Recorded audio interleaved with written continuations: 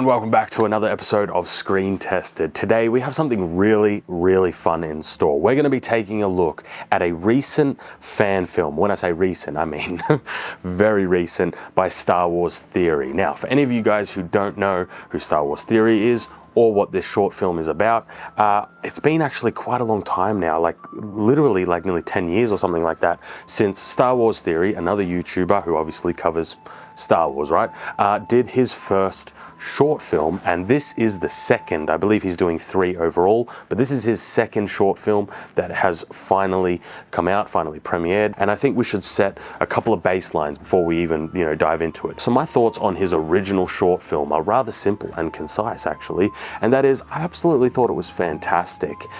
Specifically, I thought the costuming and, the acting, all that sort of stuff, I thought it was great. The only kind of criticisms, if we want to put it that way, was essentially, I thought some of the VFX probably could have been a little bit higher quality, and the set decoration and props I felt like were not really up to par with the rest of kind of the short film that he put together. Those were kind of like my only 2 downsides. But apart from that, I felt like the episode 1 was great, right? Fantastic.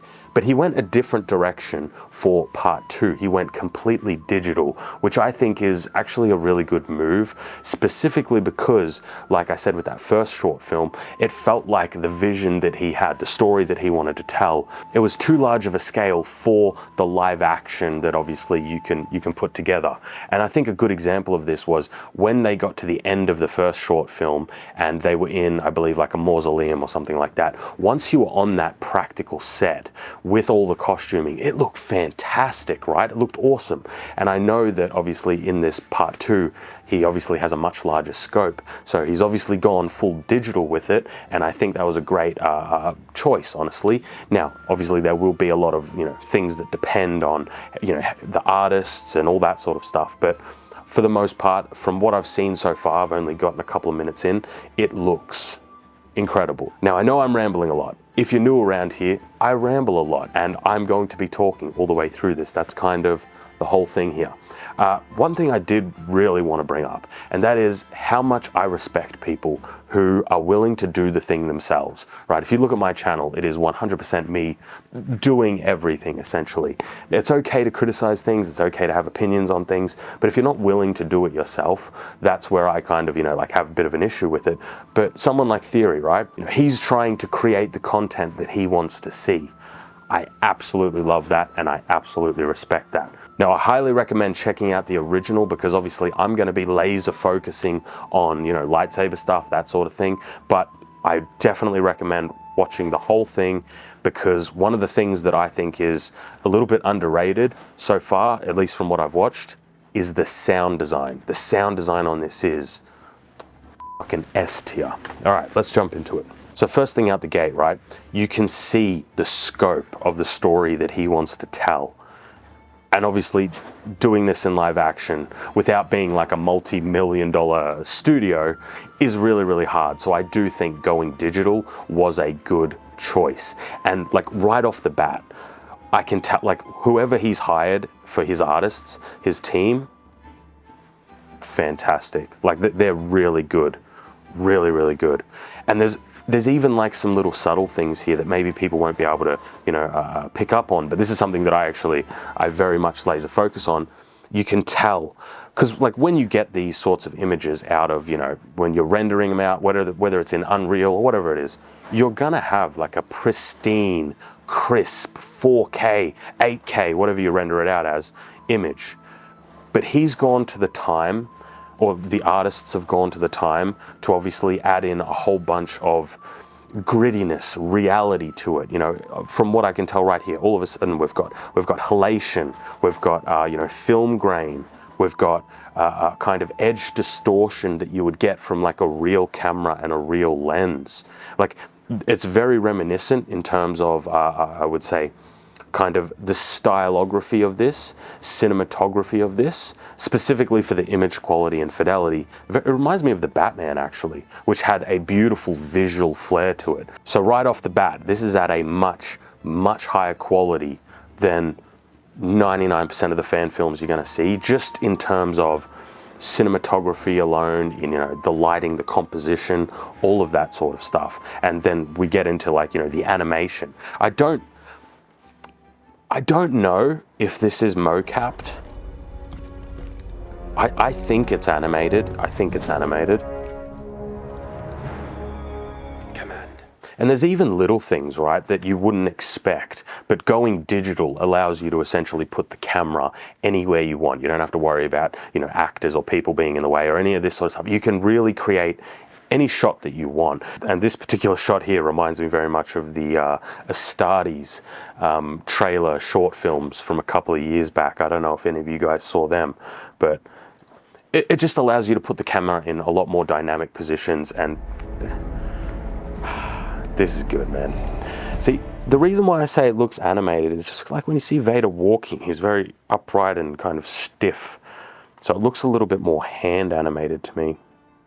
So that's kind of like my overview on, you know, cinematography, lighting, kind of stylization choices of a lot of the shots. I think it's fantastic. A+, love it. Let's talk about the saber combat. All right, because this is where I'm a little less generous usually, but I don't know. We'll see. Now, one thing I want to make clear, right? My gold standard for this sort of saber combat, just in general, right? If we're not talking about the films, my gold standard is the Old Republic trailers. They are like up here in terms of saber combat compared to almost everything else. And I feel like everybody else, myself included, are always trying to just come close to those original Old Republic trailers. But let's see what we got here.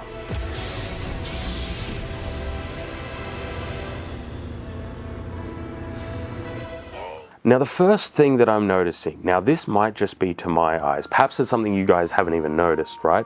But it feels like each of the, you know, the lightsaber wielding Jedi are moving at about, I would say 15% slower than I feel like they should be. Now, I obviously deal with frame rates and cameras and all that sort of shit a lot, and especially things like lightsabers and swords and stuff. And I just feel like they move a touch slow. Now, this might be a style choice. This might be what they were going for. But I feel as though a lot of the saber moves could be a little bit faster.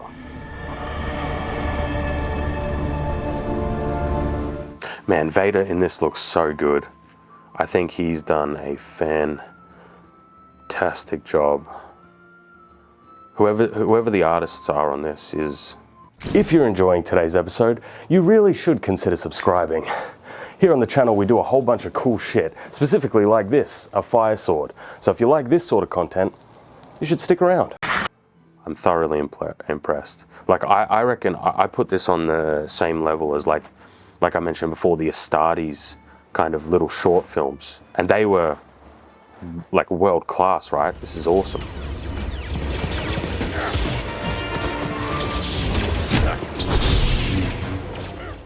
Yeah, so the reason why I think this is animated and not mocapped, like maybe it's just how it's rigged, right? But when you see him spin his lightsaber around, I mean, I don't really have anything. I have my vintage Graflex here, but nothing else. When he spins it around, it's a little bit keyframey rather than being, you know, completely, I would say, smooth, right? Now, again, is that a big deal? No. Is that a nitpick? Yes. But that's kind of what we're taking a look at today, right? It feels a little, yeah, it feels a little bit slow, and I'm not sure, right? I just think...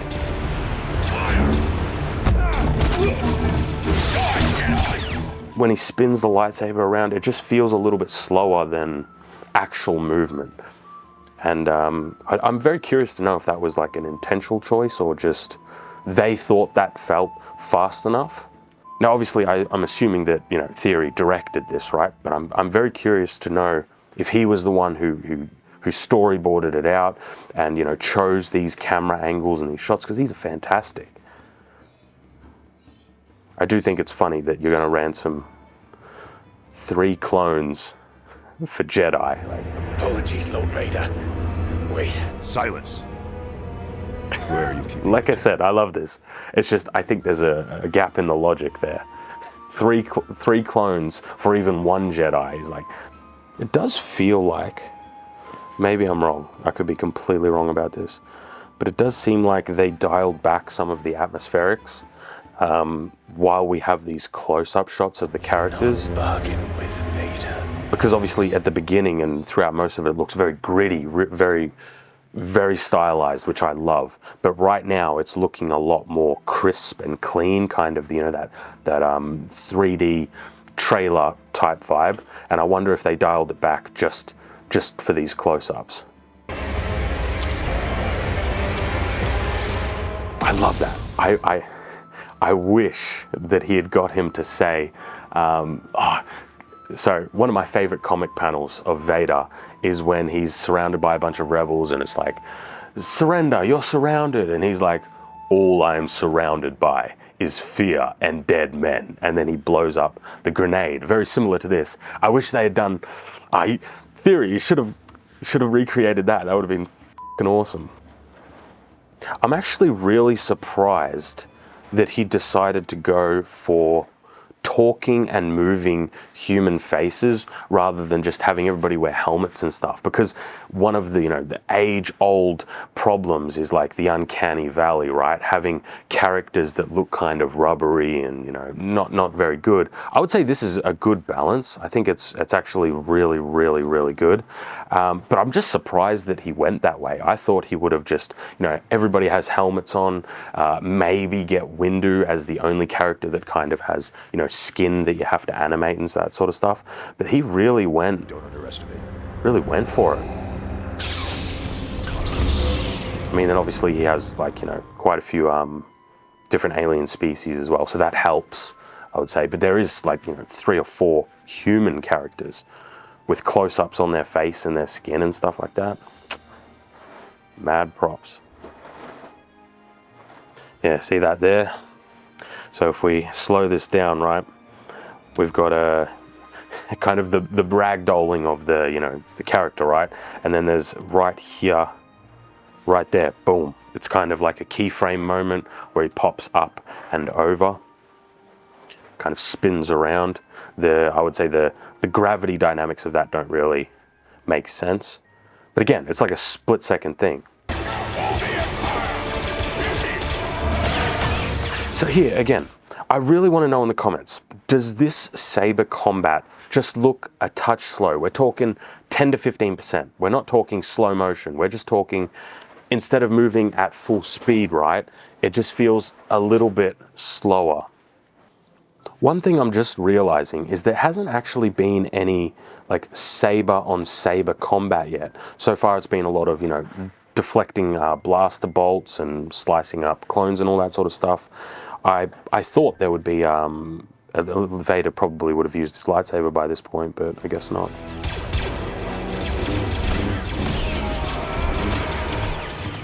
Okay, all right. So that's kind of most of it, right? Like that's most of the Saber stuff. I think I'm going to leave it there. Like I said, I'm not going to watch the whole thing, right? I highly recommend going and checking out and watching the whole thing, sitting down and actually watching it, because first and foremost, I haven't been watching any Star Wars stuff for a while at this point. This is fantastic. I'm really, really happy with this, and I am more than happy to say that this is well on par with stuff that we've seen come out of Disney for sure. And in fact, I enjoyed this more because it at least has passion in a way where you can tell that they're trying to create something special here. In terms of, do I have any criticisms? Actually, no. I thought I would have, you know, maybe a couple of things where I'm like, oh, maybe you could do this or that. But I'm like, hell no. I'm just like, it's awesome. In terms of the Saber movements, in terms of their functionality, right? I think there is a couple of things there. There's a lot of spinning moves, you know, that sort of stuff. Very prequel era stuff, which is, you know, my favorite. I love that stuff. I don't necessarily think that if I was deflecting a whole bunch of blaster bolts, I would be spinning the blade around. I think I'd be keeping nice, tight movements, keeping that blade moving it as little as possible to be able to deflect everything, right? No large sweeping movements that create openings to be able to be shot, right? But apart from that, I really, really liked it. I'm excited for episode 3 now. Hopefully it doesn't take another 10 years, but I'm really excited for it because maybe we'll get to see, you know, Saber on Saber contact. When you make something like this from scratch, it becomes it takes so long, it's so expensive, it's really difficult. But now that he's already done the first one, obviously they have all of those assets, they have all of that stuff ready to go. So if they've got their workflow down at this point, maybe episode 3 won't take, you know, too long, right? Now, obviously, I have no knowledge of how their workflow is or their teams or anything like that. I'm just guessing, but I'm assuming that episode 3 won't take as long as this one, because this is fantastic, man. Good for him, man. Truly good for him. I'll leave a link down below if you want to check out the original. Only thing that I saw was, you know, there's a couple of keyframe moments there where motion doesn't really add up. And the only thing that like really stood out to me was just, I don't know if they decided to make the animation a touch slower just so people could follow on a little bit more or something, but it just feels a little bit slower. Usually I have a little bit more to break down in kind of like, you know, whenever I try to do a reaction video, which isn't often, to be fair. But in this particular case, shit's good, man. But that's going to be all. Thank you guys for watching. As always, I'll see you next week. Another episode. Have a good one.